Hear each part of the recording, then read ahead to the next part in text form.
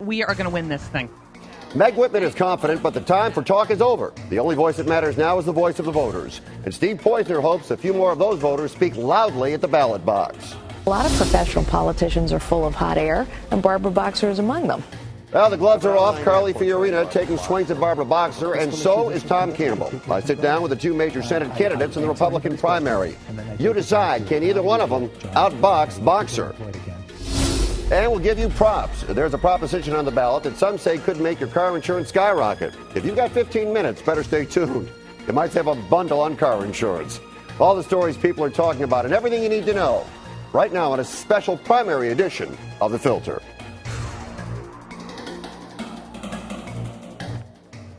Hello again on The Filter Forefront. I am running for governor, and I have no party preference. Not Republican, not Democrat. Why should I even tell you what I am?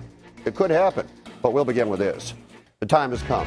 The intra-party mudslinging is about to end. They've spent millions and millions of dollars, and now Meg Whitman and Steve Poizner must answer to millions and millions of voters. Meg Whitman was the favorite from the beginning. The eBay CEO turned politician has spent $81 million of her own money, and it looks like it may pay off. Latest polls have Whitman with a comfortable lead over opponent Steve Poizner. Recently, he has taken to attacking Whitman on immigration. He made up some ground, but will it be enough? Joining us are contributors, former LA City Councilman Jack Weiss, and from redcounty.com, Megan Barth. Our pictures are furnished by Skype. Megan, I'll start with you. We're finally here. Who will win the Republican primary, Meg Whitman or Steve Poizner? Well, the polling is correct. Whitman's holding a really strong lead. So if I were a betting woman, which I am, I would put money down on Meg Whitman for sure. She's got a 20.5-point lead against Steve Poizner.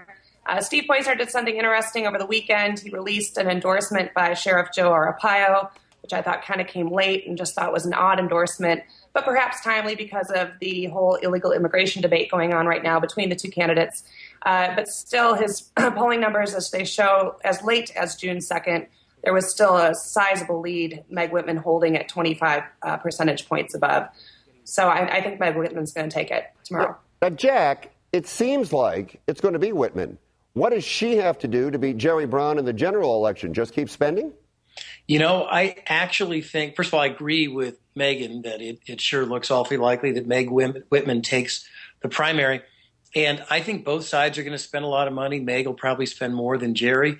But at the end of the day, it will come down to matters out of both of their hands, which is the national economy and the mood of the nation vis-a-vis the Obama administration. And those are things that nobody can predict.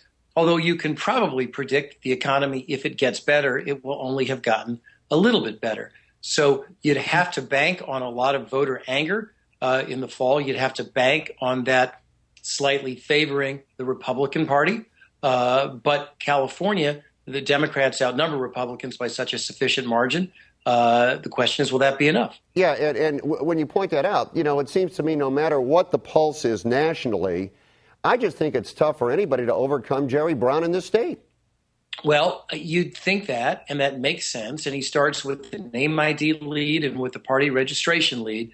But at the end of the day, if a big change mood sweeps the country, it's very possible. No one can tell you whether it's going to happen. If that happens, watch out, Jerry. All right. And we also, go ahead, Megan, take it. Sorry, we also have a strong anti-incumbent feeling going on and mood going on right now, even in this state. And so that might work against Jerry Brown, considering he is a career politician. And they might want someone, fresh, new, with a business sense and name ID. Meg Whitman is certainly very well known, specifically up in a Democratic area like San Francisco with eBay. So, he's going to have a fight on his hands for sure come November. Well, I think there's going to be a fight in the senator's race as well. If Meg Whitman's money talks in the governor's battle, Carly Fiorina's might do the same in the Republican Senate primary. It's a three-horse race.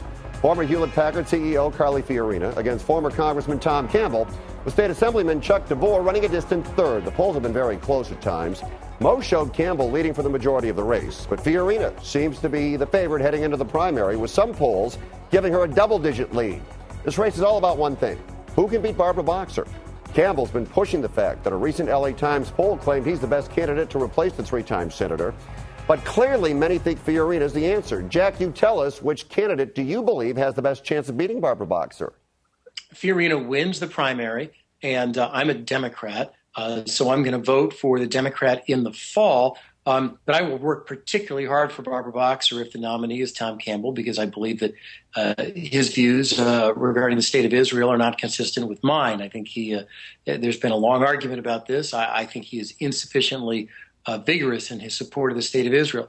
Having said that, the comments we made just a few minutes ago, I think apply even more dramatically to this particular race, because after all, this is a federal seat. Barbara Boxer is an incumbent.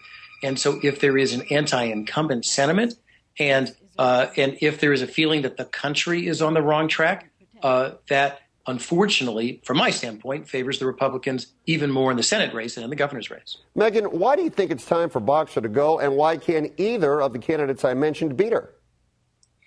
Well, I think it's time for Senator Boxer to go simply because she doesn't really have a track record that she can run on. She's been holding that position for close to 20 years, and we really have to ask ourselves as Californians, even as Democrats, what has she done to better this state and legislatively better this country? And I think that the era of bigger government, growth in spending, people have had it. The voters have had it. And that's what Barbara Boxer represents, is this more regulation, more government, more spending, more bureaucracy. And I think Fiorina has a very strong chance to beat her. DeVore has been polling pretty strong. However, he still holds third. He tends to be the Tea Party candidate. He's endorsed by DeMint. Fiorina's endorsed by the establishment. So we'll see how that kind of works out. But it definitely is time for Boxer to go. And it's time.